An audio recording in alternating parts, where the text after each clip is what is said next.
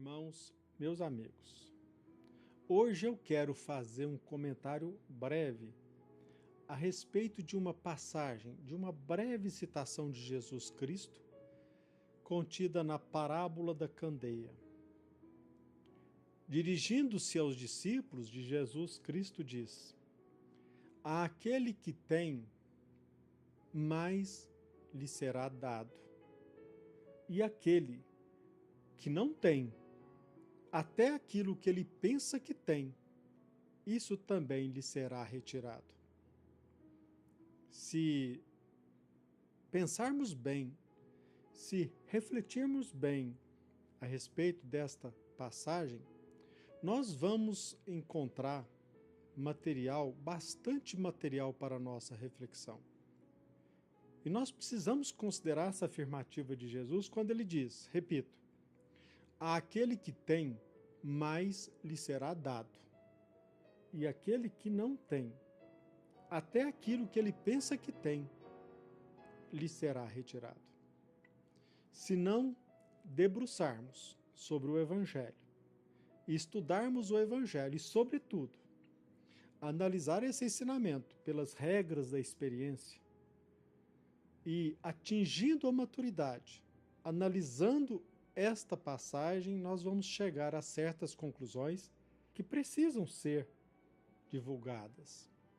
No momento em que se fomenta tanto o assistencialismo, no momento em que se fala tanto em proteger os menos favorecidos, não que levantemos a ideia de que os nossos irmãos em condições de dificuldade não merecem ser protegidos, amparados. Não. Longe de nós essa defesa. Mas é necessário fazermos uma reflexão e levantar a seguinte pergunta desde o início: quem sofre mais? Aquele que abusa do poder? Aquele que desvia a sua finalidade no exercício de uma atividade pública ou no uso dos recursos materiais? Ou aqueles que passam por dificuldades por não desfrutarem de condições econômicas favoráveis para uma vida digna? Se nós lançarmos o nosso olhar pela história, nós vamos perceber que as maiores tragédias são frutos do abuso de poder, do exercício indevido dos nossos recursos. Então, quando Jesus chega para nós e diz, àquele que tem, mais lhe será dado, e aquele que não tem, até aquilo que ele pensa que tem, lhe será retirado, esta afirmativa serve para que nós meditemos a respeito de nossa própria vida. Quantas e quantas vezes nós alimentamos conceitos falsos a respeito de nós ou a respeito de nossos semelhantes? Em outras palavras, quantas e quantas vezes nós rotulamos de intelectual uma pessoa que é conhecida na sociedade como doutor, como mestre? E quantas vezes nós desprezamos uma lição de vida daquele que não desfruta de um título, de um certificado universitário? Se vocês pesquisarem no YouTube, no Google, vocês vão perceber que se lança muitas questões a respeito até mesmo da vida de Sócrates. Não o jogador de Ribeirão Preto, mas a vida de Sócrates, o filósofo, o sábio da antiguidade. Pergunta se Sócrates era alfabetizado ou não. Até há pouco tempo mesmo, eu me deparei com uma entrevista de um irmão nosso, confrade, que defendia a ideia de que Jesus Cristo era analfabeto. Quantas e quantas vezes nós nos deixamos levar por certos rótulos sociais que causam empecilhos para o nosso próprio desenvolvimento? Quantas e quantas pessoas não meditam o Evangelho porque o consideram como um conjunto, um amontoado de alegorias sem sentido, faltando humildade para tirar subsídios, riquezas do Evangelho, dos ensinamentos de Jesus Cristo e de tantos outros profetas. Por quê? Porque parte do princípio de que representa o conhecimento ou é sábio aquele que desfruta de um título de doutor, de mestre, PhD nesta ou naquela ciência. E quantas vezes eu me deparei com professores que ostentavam títulos, certificados, mas tinham enorme dificuldade em transmitir o conhecimento. Talvez porque de fato eles não tivessem adquirido este ou aquele conhecimento. Subiram à cátedra ou ocupam um cargo ou uma cadeira na universidade simplesmente pela obtenção de um certificado, de um diploma ou de um título de mestre ou de doutor. Eu me lembro muito bem que por 2 anos eu trabalhei no fórum aqui de Uberaba, ao lado de um juiz de direito, e pude perceber que no fórum se questionava bastante a respeito do uso da palavra ou do título doutor. Quantas e quantas vezes um juiz ou outro dizia: esse advogado coloca na frente do seu nome o título doutor, mas ele não é doutor, ele não é mestre, sequer mestre. Ele não é médico. Como ele ousa colocar na frente do seu nome o título doutor? Interessante notar que, exercendo a função de oficial de apoio, ou em outras palavras, de assessor, eu pude me deparar com petições maravilhosas de advogados simples que não desfrutam aqui na cidade de reconhecimento na mídia, no meio jurídico. Advogados que sabiam e sabem escrever. Em contrapartida, quantas e quantas vezes eu me deparei com petições, com pedidos de advogados renomados. Todavia, a sua petição demonstrava falhas gritantes. É difícil nós percebermos a necessidade nossa de conscientização a respeito de sabermos até onde, de fato, nós conhecemos esta ou aquela matéria. Às vezes, nós alimentamos um conceito muito falso a nosso respeito, porque nós chegamos à conclusão do colegial, de uma universidade, conquistamos o título de médico, de advogado, e às vezes colocamos na parede do nosso escritório o certificado de conclusão. Mas se de fato não tivermos conhecimento profundo desta ciência, somente poderemos ostentar o título, o certificado, sem de fato demonstrar conhecimento. Com bastante dificuldade, André Luiz enfrentou a negativa de Clarencio no livro Nosso Lar. André Luiz ostentava a pretensão de continuar no plano espiritual, exercendo a função de médico. E esta pretensão lhe foi negada. De certa forma, ele pôde perceber que ele não tinha condições, sequer, de exercer o cargo de enfermeiro. Apenas se faz necessário destacar que André Luiz, aqui na Terra, ele ocupou um destaque na medicina. Ele não foi conhecido apenas do Brasil, ele chegou a ser conhecido no mundo inteiro. E pasmem, no livro Nosso Lar, narra-se que ele não obteve a permissão sequer de exercer a função de enfermeiro.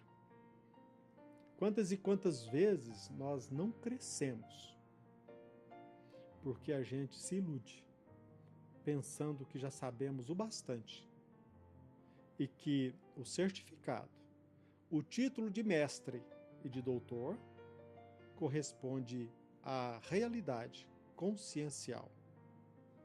E guardamos esta pretensão.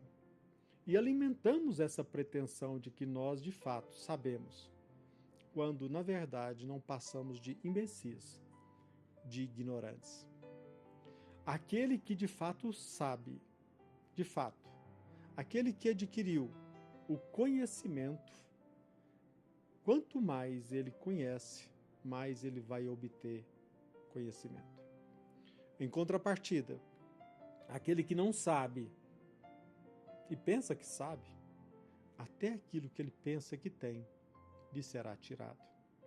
Aqui na Terra, nós vivemos no meio da ilusão. Nós obtemos acesso à cátedra, ao exercício de uma profissão, como no meu caso, por ostentar uma carteira da Ordem dos Advogados do Brasil.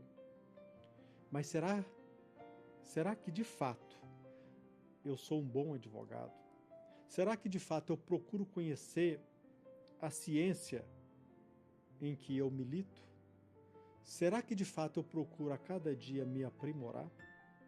Ou apenas me apoio num título, num certificado, sem guardar a pretensão de auscultar os verdadeiros princípios da justiça, da dignidade e do direito? Esse é um questionamento que deveremos fazer a nós mesmos. Porque veja bem, meus irmãos, eu estava lendo esses dias, ou estudando, ou participando de uma aula, melhor dizendo, em que a professora nos apresentava o projeto de Platão a respeito da nossa consciência. O objetivo de nos transformar de indivíduo para cidadão, de cidadão à procura do conhecimento, transformando-nos em filósofo. O filósofo é aquele que ama ou procura conhecer e amar a sabedoria. De filósofo procurar alçar a condição de sábio, para somente depois ele chegar à condição de político. E o que a gente vê aqui hoje na Terra é que não precisa ser alfabetizado, muito embora a lei exija. Não se exige a comprovação de que de fato ele seja alfabetizado. E nós nos deparamos com esse contrassenso. Um político às vezes é analfabeto e assume essa função social, quando na verdade só poderia fazê-lo se tivesse procurado conquistar a condição de sábio. Da mesma forma, na nossa vida, quantas e quantas vezes nós nos iludimos? Nós perdemos a oportunidade do crescimento, da evolução, porque nós nos arrogamos ou nós somos presunçosos o bastante para pensar que sabemos mais do que o outro. Aquele que tem, mais será dado. Aquele que conhece, mais tem ou desfruta de recursos para crescer na área do conhecimento. Mas aquele que não tem e apenas se ilude, pensando que tem um conhecimento, aqui na Terra ele pode chegar ao exercício de uma profissão, seja de médico, de advogado, de professor, mas se ele de fato não tem os conhecimentos necessários para o exercício desta atividade, até isso que ele pensa que tem lhe será tirado. Então, meus irmãos, para concluir, nós precisamos, acima de tudo, ter a humildade bastante para, numa inquietude, procurar a cada dia auscultar, procurar entender, de fato, o que representa as leis divinas. Estávamos ontem comentando na Casa Espírita que somente para os leigos, para o senso comum aqui no Brasil, a reencarnação ou a lei da reencarnação é uma teoria nascida no Espiritismo.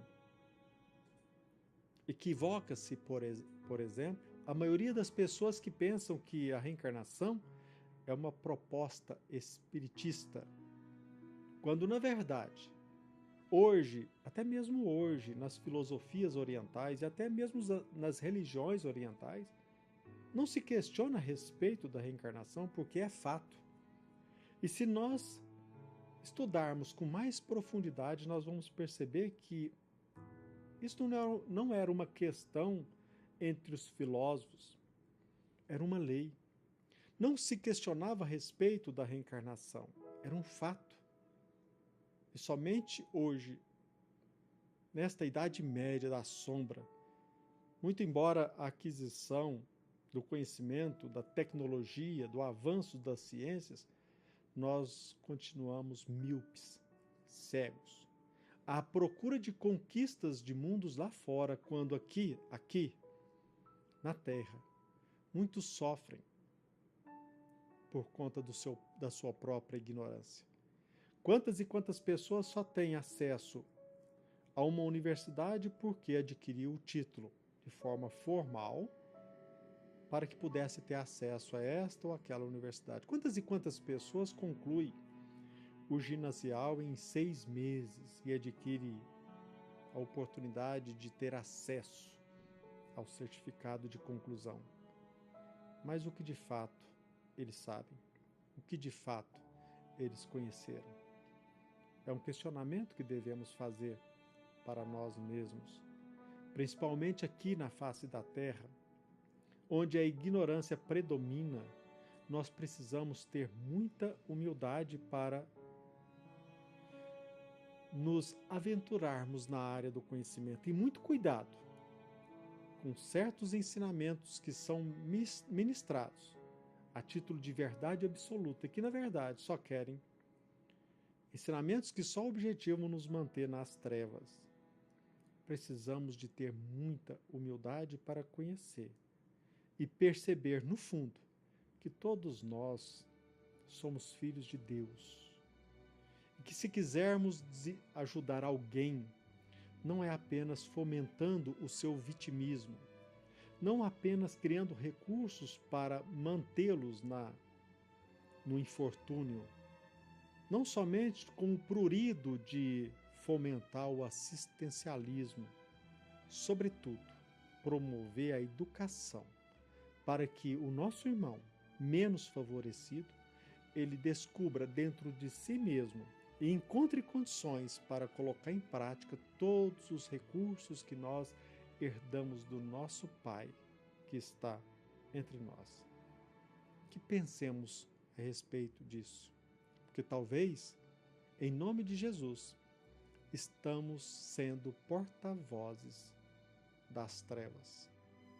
Que Jesus nos abençoe, nos proteja, hoje, amanhã e sempre.